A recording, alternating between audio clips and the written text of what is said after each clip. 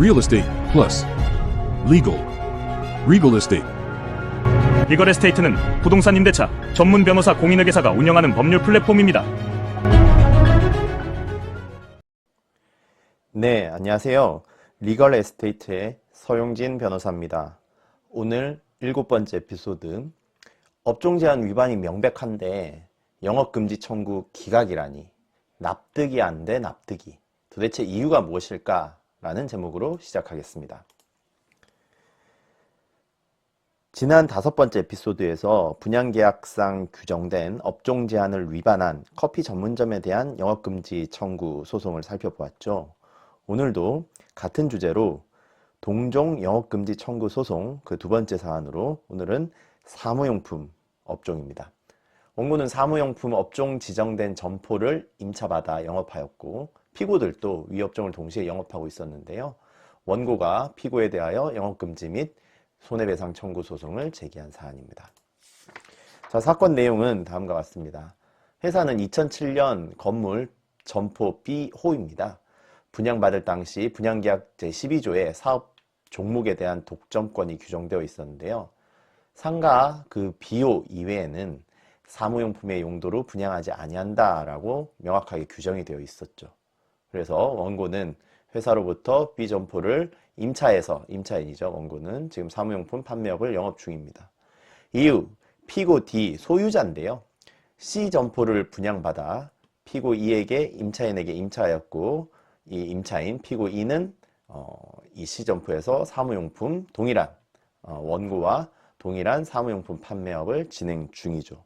이에 지정된 용도 사무용품은 B호에서만 판매업을 진행할 수 있는데 그 용도 지정 업종을 제한을 위반했다라는 이유로 이제 원고가 소송을 제기합니다. 피고들은 사무용품 판매 영업을 해서는 안 된다. 그래서 피고들은 원고에게 피고들이 사무용품 판매로 인한 원고의 2020년도부터 수익 매출의 감소분에 대한 손해 7천만 원을 청구했습니다. 자, 이에 피고들 주장입니다. 피고들은 몰랐다. 예전에 그런 이 문구 사무용품 판매업에 관한 독점권이 B호실에만 수여되어 있는 사실을 몰랐다라는 거죠. 그리고 설령 원고에게 그래 독점권이 인정된다고 하더라도 원고는 우리 거의 10년 동안 이 영업을 같이 했는데 묵시적으로 승인했다라는 거죠. 그리고 원고의 영업금지 청구권은 소멸시효, 상사 소멸시효인 5년 기간으로 소멸시효 완성되었다. 즉, 이 영업금지 위반하였고 사실을 안 날로부터 5년 이내에는 소송을 제기를 했어야 되는데 권리 행사를 했어야 됐는데 그 상사 소멸시효 기간 5년이 지나서 이 소송에 이르렀기 때문에 소멸시효 완성으로 원고 청구 이유 없다라는 거죠. 그리고 이미 약 10년 동안 영업을 했는데 피고의 영업으로 인하여 원고에게 손해가 발생되었다고 볼 수 없다라고 주장을 했는데요. 자, 이에 대해서 법원 어떻게 판단했을까요? 실제로는 원고 주장 명확해 보이죠. 그죠? 업종 제한 위반했고 업종 제한의 규정도 명시적으로 분양계약서에 있었고 그런데 법원의 판단은 원고 패소입니다. 네. 원고의 피고들에 대한 청구 영업금지, 영업폐지 청구뿐만 아니라 손해배상도 모두 기각했는데요. 그 이유는 무엇일까요?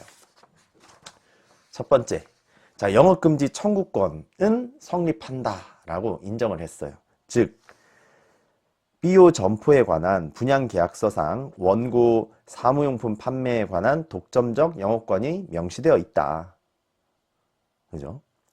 그렇기 때문에 그 B호 수분양자 및 임차인을 제외한 다른 소유권자 그리고 임차인은 이 사무용품 판매업을 하여서는 안 된다라는 거죠. 그러니 원고의 영업금지 청구권은 인정을 했습니다. 그리고 원고가 그럼 묵시적으로 승인을 했느냐? 이거는 불인정을 했어요.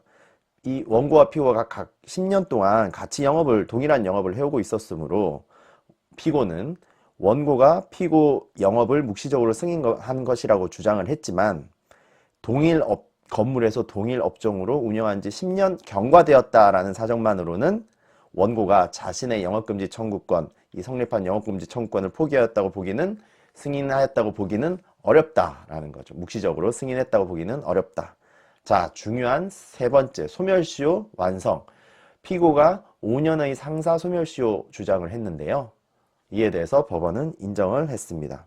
자, 부작위를 목적으로 한 채권의 소멸시효는 위반 행위를 한 때로부터 진행이 되고, 분양계약상 지정업종에 관한 권리는 상행위를 위한 채권이기 때문에 상사 소멸시효 5년이 적용되며, 원고는 피고가 영업을 개시한 시점부터 5년이 경과한 시점에 이르러서야 소송을 제기해서 피고들의 영업금지 청구를 했기 때문에 상사 소멸시효 도가로 원고 청구 불인정을 했고요. 손해배상과 관련되어서는 실제로는 2020년 이후에 매출 하락 손해분을 청구를 했는데 코로나 때문에 청구를 했었죠.